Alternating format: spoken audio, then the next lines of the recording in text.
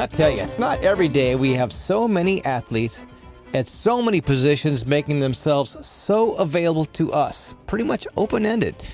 There's so many, in fact, at the recent Aztecs Football Media Day at Snapdragon, it quite literally boggles the brain. Let me tell you, it doesn't take much these days to boggle this particular teeny tiny brain.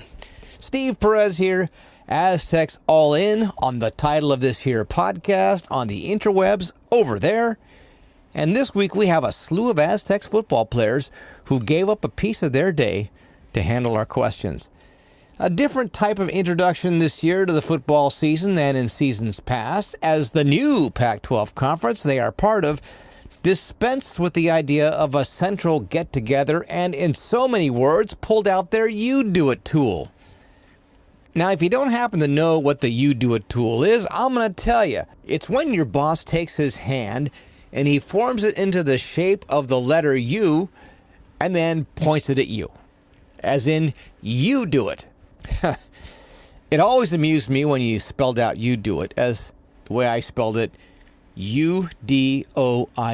There's this bit of an unstated subtext because you rearrange those letters a certain way and maybe futz with it a bit more.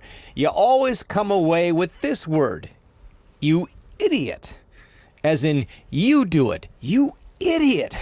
Sorry, we do digress. You caught us scraping away at some scar tissue from our days in the news salt mines in newsrooms throughout California.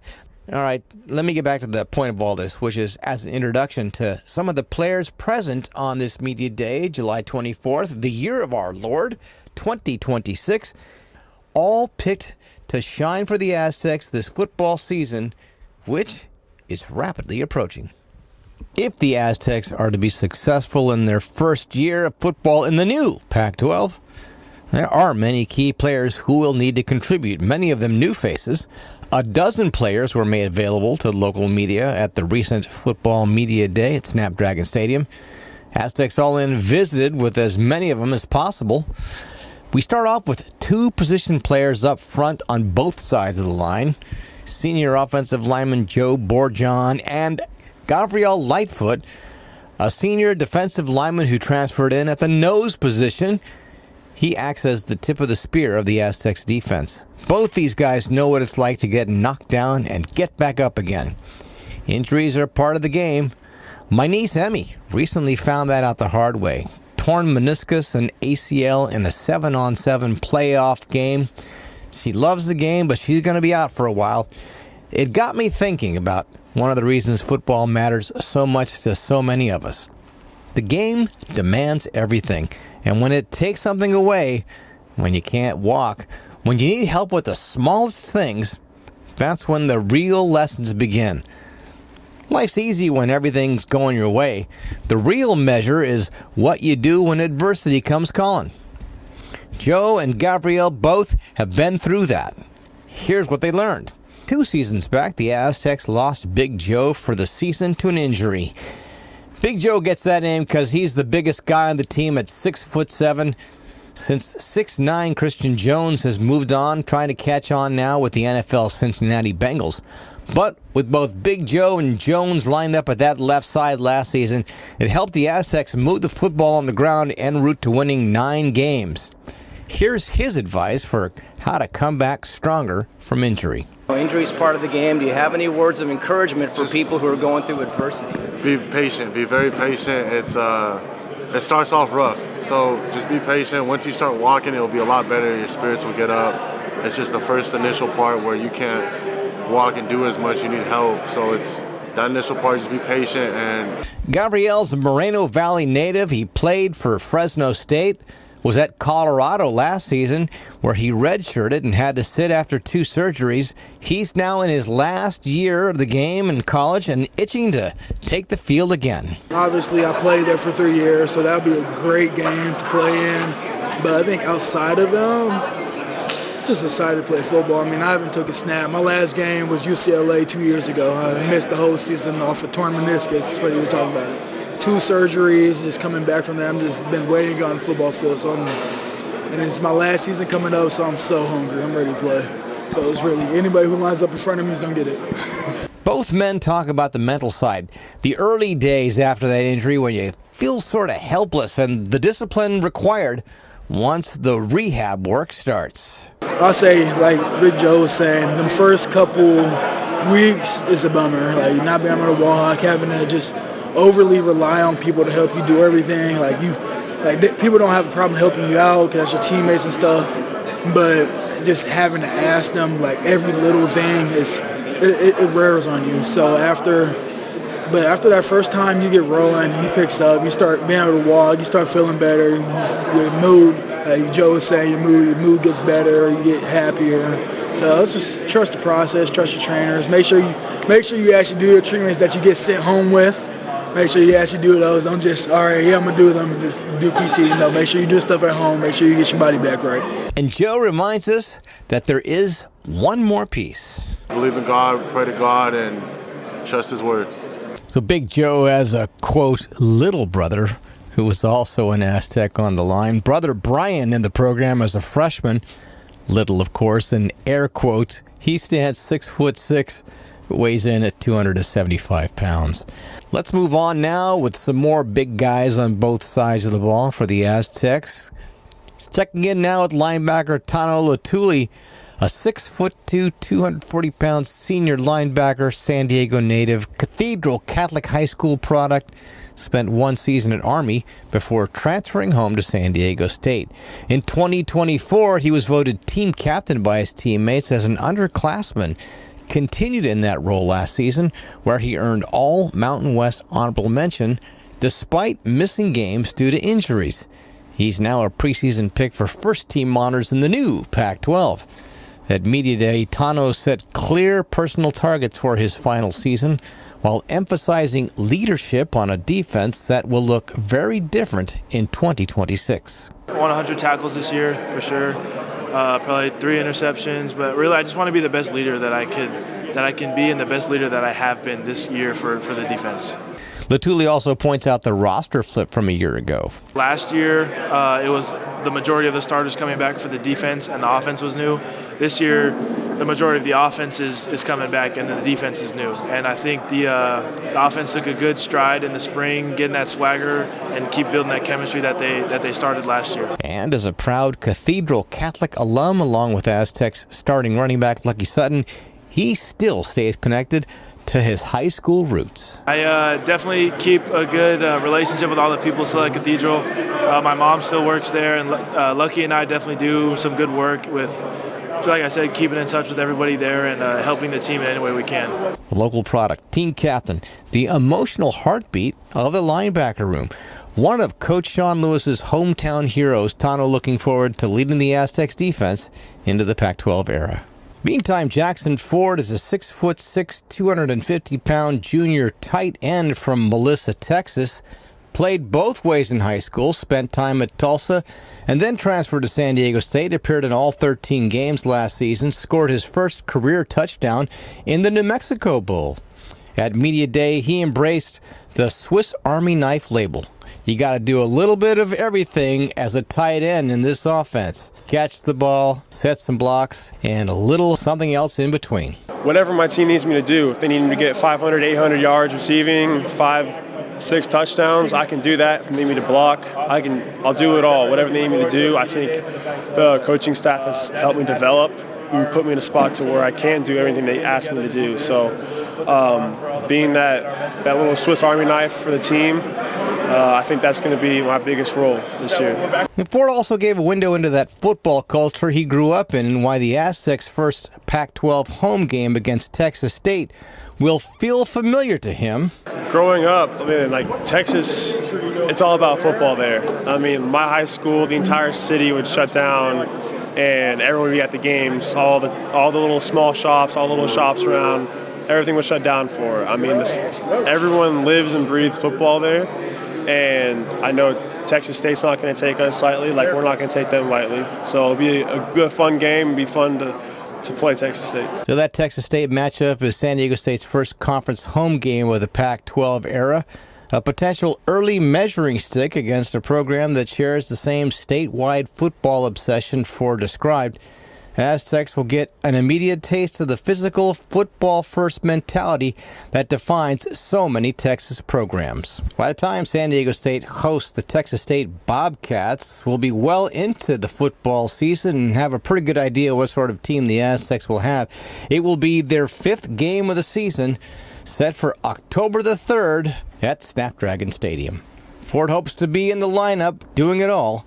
Versatile, physical, ready for whatever role the offense asks. He's built for that kind of challenge. Jayden Denegal, or Denny as Coach Lou has taken to calling him, is the projected starting quarterback for the Aztecs as they open the Pac-12 era.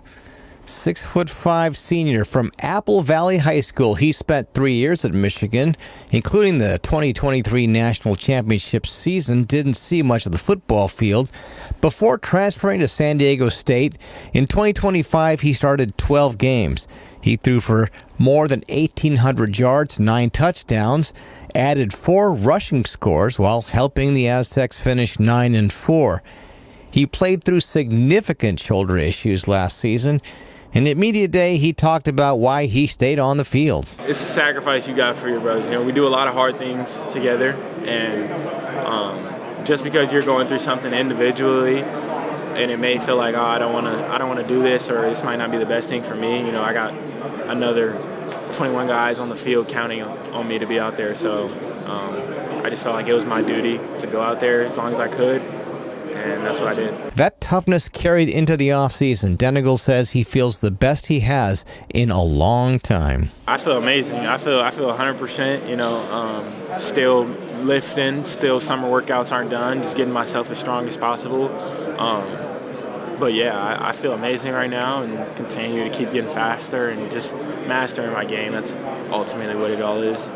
Coach Sean said you had a personal best in the weight room. What was that one about? How did it was so I've never been much of a bench presser my entire life. I benched a little bit in high school. When I got to Michigan, I didn't bench at all for 3 years. So and then obviously I had both of the shoulders last year. So yeah, it was a lifetime PR. It was only 265, but I was happy about it. With more potential production returning on offense, the plan remains the same. Run the ball first, then attack when defenses try to adjust. We have a lot of returning production, and it's because we know we left a lot out there on the field last year. And we're always going to run the football. You know, if you want to play super light boxes and try and stop the pass game, we're going to run the football. We have a good offensive line, great tight ends, and great backs. But when you want to start trying to clout the box and put a lot of people in the box is when we're going to have to use those weapons with all those receivers that we have. Now, a veteran presence in the quarterback room for the Aztecs, Denegal embracing a bigger leadership role. Jayden Denegal, healthy, stronger, ready to lead. He heads into year 2 as the Aztec starter with high expectations. Now, some posters on the Aztec Mesa message board remain unimpressed by Denegal's 2025 numbers. Well, fair enough, I guess. Yet that same quarterback started every regular season game while dealing with injuries to both shoulders. He led the Aztecs to 9 wins and a bowl berth, kept them in the Mountain West title conversation until an overtime road loss. That toughness is not debatable. The Athletic ranks him the 4th best projected starter in the new Pac-12, number 82 overall among 138 FBS quarterbacks. But what may separate him this year are these intangibles that don't show up in the box score. Willingness to play through pain for his teammates, a full off-season of health and strength work after surgery. In Sean Lewis' tempo-driven Aztec fast system, continuity at quarterback is key. Heading into fall camp, healthy, experienced Denegal, who already knows the offense, the receivers, and the expectations, gives San Diego State its clearest path at this point to sustain success in year 1 of the Pac-12, provided, of course, the shoulders hold up and the decision-making continues to sharpen. We've talked about Denny's intangibles and toughness. He's talked about it himself. Here's how one of his teammates sees those same qualities from the other side of the ball. In going up against him and trying to chase him down, what are his qualities that make him elusive? I think just being able to get out the pocket, we try our best to chase him down, but by the time we, try and get to him, he's already gone. That voice belongs to Malachi Finau, senior defensive tackle, 6'1", straight out of L.A. and St. John Bosco High School. He's bulked up after tipping the scales around 295 during his first season with the Aztecs. After 3 seasons at Hawaii, battling for the Rainbow Warriors, he transferred to San Diego State last season, started 9 games, and was one of the first key defenders to announce he was coming back to finish the climb. It's a largely rebuilt defensive front, and he's the primary returning starter inside. Malachi Finau knows the unit will have a different look this season. Brand new team, so it's a brand new identity, Coming through fall camp, we're definitely going to find out who we are. But by the first game, you guys will for sure see that new identity of us and who we are as a defense. We definitely got a lot of experience, just the transfers we got, to Tano Letuli and then Gavriel Lightfoot, just 2 guys who played college football for a long time, probably the same amount of time as me. So just having guys who are experienced already helps our, our room. And still having guys from last year, like Amari and Krishna. Personally, Finau made a clear physical commitment this offseason. My main thing was just trying to get bigger. Last year I played around like 290, 285. Now I'm 315, but so I was just trying to get bigger and just training myself to play with that weight. It's a player-ran team, so guys got to step up and kind of what it is at the end of the day. A veteran presence in the middle of a young defensive line. A guy who has already seen what Denegal can do when healthy. Malachi Finau back for his final season, ready to help establish a new identity up front for the Aztecs in the new Pac-12 era. How about we talk about a receiver, Jordan Napier, 6'2", 205 pounds. Not just a wide receiver, but also a return specialist from Fontana, California. In 2025, as a sophomore, he earned first-team All-Mountain West honors as the punt returner, second-team honors as a wideout after posting 48 catches for 629 yards and 2 touchdowns, plus 193 punt return yards, including a touchdown, and more than 1,100 all-purpose yards in just 10 games before a season-ending knee injury cost him the last 3 games on the schedule. Napier has worked hard on his speed and footwork, feels it's paid off.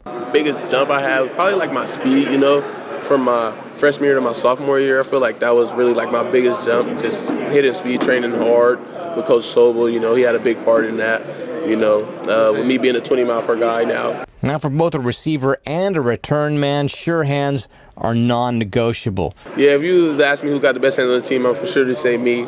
But we don't got like no competition, like crazy catches or nothing. But we do like jug catches like every week. We got to get 1,000 catches in per week. That's the standard. His personal goals for 2026 are clear. I surely want 1K this year. Got to hit the 1K.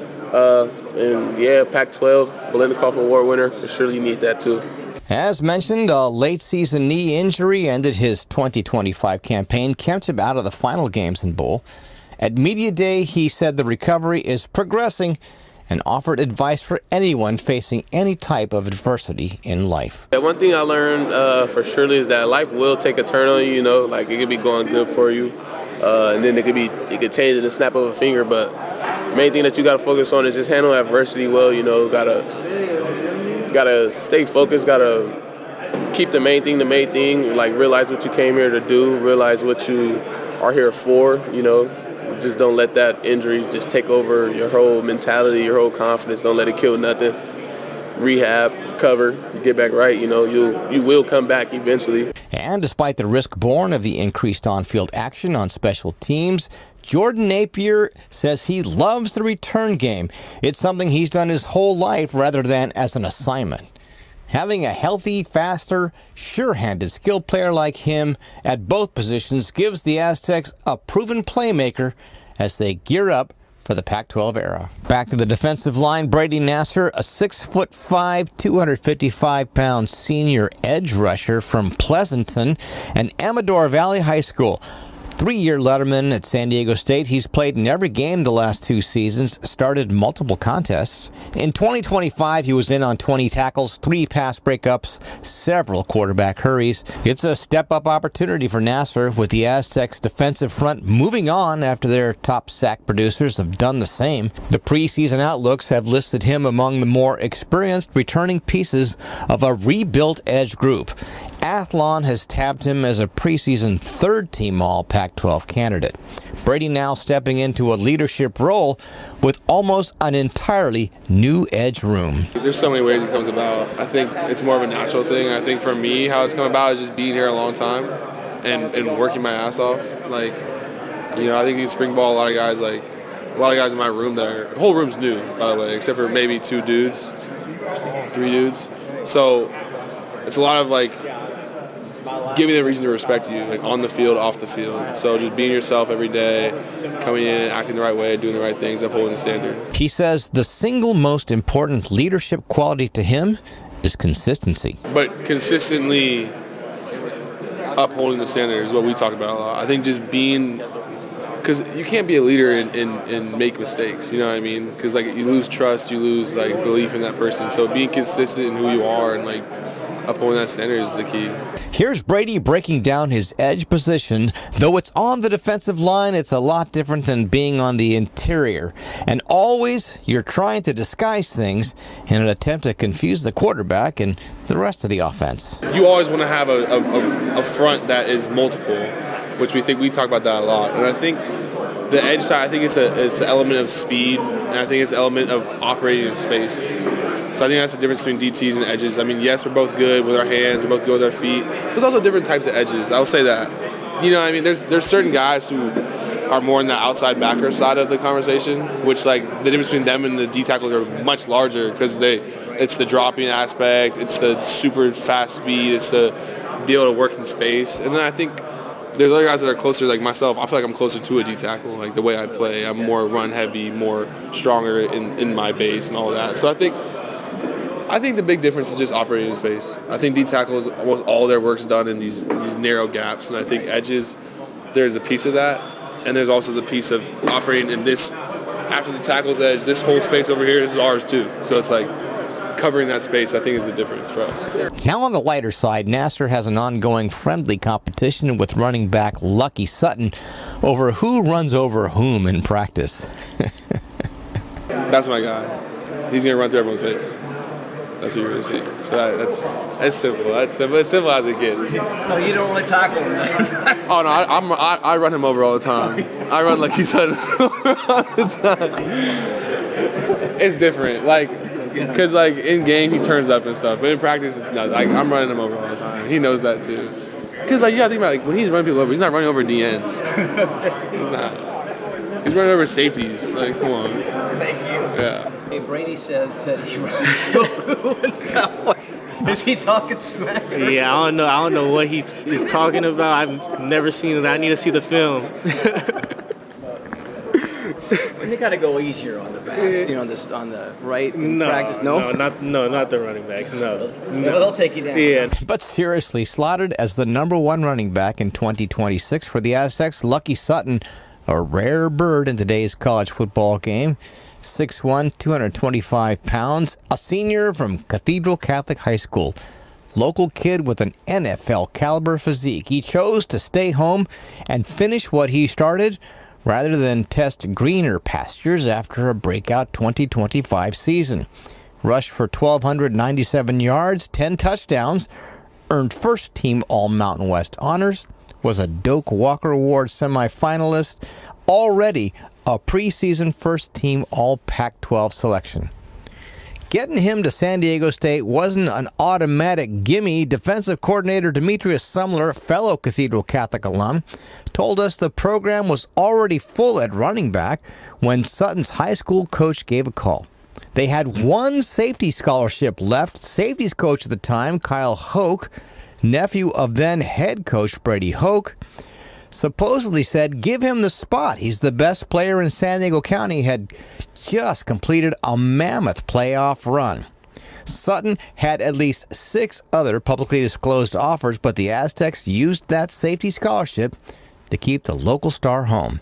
That decision puts him firmly in the long line of Aztec running back legends. Sutton has connected with several of them, especially Donnell Pumphrey. Rashad Penny, I saw Marshall Falk, and, Donnell Pumphrey. I've talked to him a lot, and me and Pump just, he helped me host my first youth camp last month, so he coached last month with me, and, Pump is always in my corner, and, I really appreciate him. And staying in Aztec was never really in doubt for him. When I made that commitment to go to San Diego State, that was definitely 100%. I try to stay true to my word, and I really love the program, love the city, and I love all the people here. So, that's just one thing I had that mindset. In this new era where a lot of people would transfer, where it gets hard, and they're not getting seeing the time they want to see, but also money as well. But I didn't really believe in that. I always wanted to do it the hard way, and I chose this place for a reason. I wanted to stay here. Lucky's also spent the offseason fine-tuning parts of his game that didn't show up as much last year, especially as a receiver.